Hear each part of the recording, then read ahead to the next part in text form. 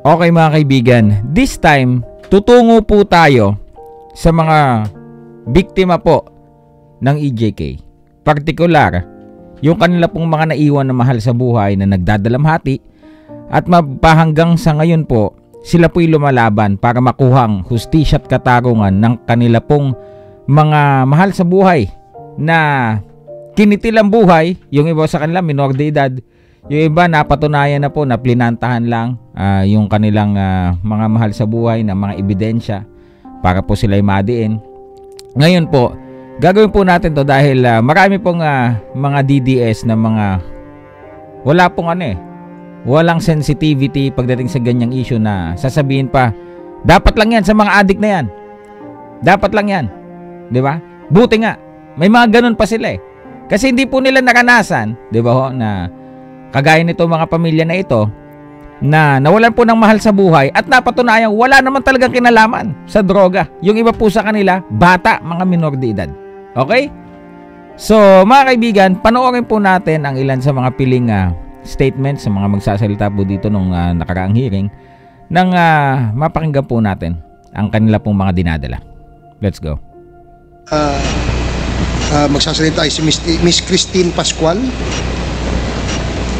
2 minuto lamang po, Mrs. Maaari. Magandang umaga po sa inyong lahat. Okay. Ako po si Christine Pascual, ang nanay po ni Joshua Laksamana po. Na nangarap lang po na isang maging gamer at napagsabay naman niya po yung pag-aaral at ang kanyang kahiligan.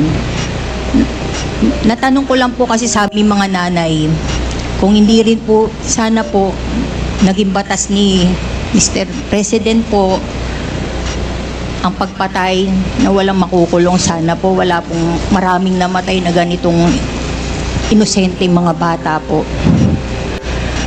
At lalo din po kami nasaktan ng kalooban nung time pong nalaman namin na may reward.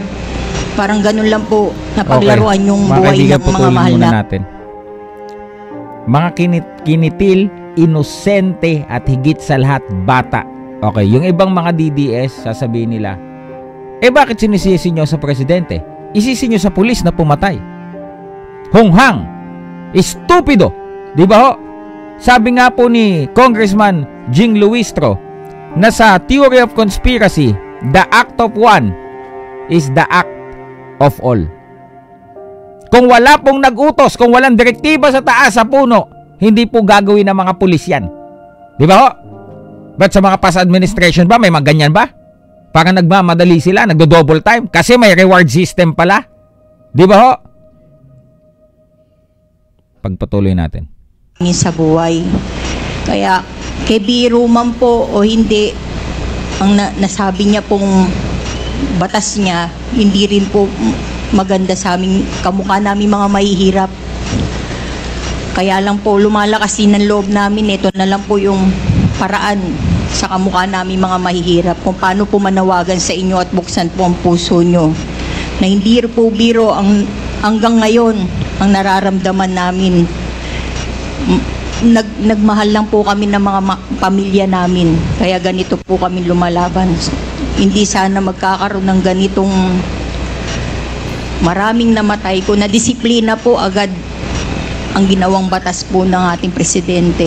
Salamat po. Okay, maraming salamat po, Mrs. Ayan po. Yan po yung nakaraang hearing na nandyan din si Digong na sinasabi niyang, I admit, blame it on me. Huwag na yung mga pulis, ako lang sisihin. It's on me. Diba? I take full responsibility. Okay? Na sinasabi lang, yeah, correct. Sabi niya kay Senador Rizal Ontiveros dati sa Senate. Sinabi daw niya na, sige, sa pulis, kung hindi lumalaban, encourage yung lumaban para patay na agad. Kung kayo yung mga kamag-anak na kagayin to na naranasan ito, ang lalakas nyo magsalita, mga DDS eh. Kasi hindi nyo naranasan, di ba? Di ba? Si Miss Lore Paslo? Lore Paslo po? Pasko po. Lore Pasco, may Pakinggan 2 minuto po kayo, ma'am. Magandang umaga po sa lahat. Ako po si Lore Pasco. Nanay po ako ng 2 anak ko na pinaslang. Tingnan. Ano po yan? Mahirap panoorin to, May mga lods. 2017. Ito po ay isang security guard at ito naman po ay binata. Ang masakit po ay 4 po yung naiwan. Mahirap po sa amin talaga na Yan. hanggang ngayon po ay walang hustisya dahil po wala talaga pong masusing investigasyon para doon po sa mga pinaslang. Kaya nagpapasalamat po kami sa ganitong pagkakataon dito po sa binigay sa amin sa Quadcom na makadalo. Okay, para ito po, no? Mahirap po panoorin yung mga ganito. Mga DDS, mga Duterte supporters, 'di ba? Maging balanse din kayo mag-analisa ng mga bagay-bagay, 'di ba? Pagka nagsasabi kayo na buti nga yan, dapat lang yan sa kanila. Hindi nyo ba iniisip yung mararamdaman itong mga pamilya ng mga naulila? Di ho ba? Ano pong mararamdaman nila pagka nababasa nila yung comment yung ganun? Di ba? Napakasakit hong pakinggan to bilang isang magulang ho. Di ba? Yung isa kanina, minor de edad pa. Nag-aaral ng mabuti. Tapos ganyan. Di ba ho? Yan po bang buhay nila? Isasawalang bahala ho ba yan? Hindi po pwede yan, mga kaibigan. May mananagot at mananagot po sa nangyaring mga sobrang pagkitil ng buhay na ang dami ding casualty. Hindi po yan sorry na lang. Hindi po yan pagbigyan na lang. Hindi po yan ganyan. May mananagot po yan at malapit na. I'm sure. I can sense that. Malapit na po.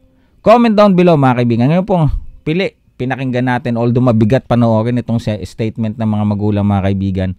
Pero yun po ang aming panawagan, lalo na po dito sa mga DDS na to, na wala pong sensitivity kung mag-comment sa mga biktima ng EJK at isipin nyo din na paano kung sa inyo yan nangyari. Ako po, Silver Voice TV. Magandang araw po sa inyo lahat.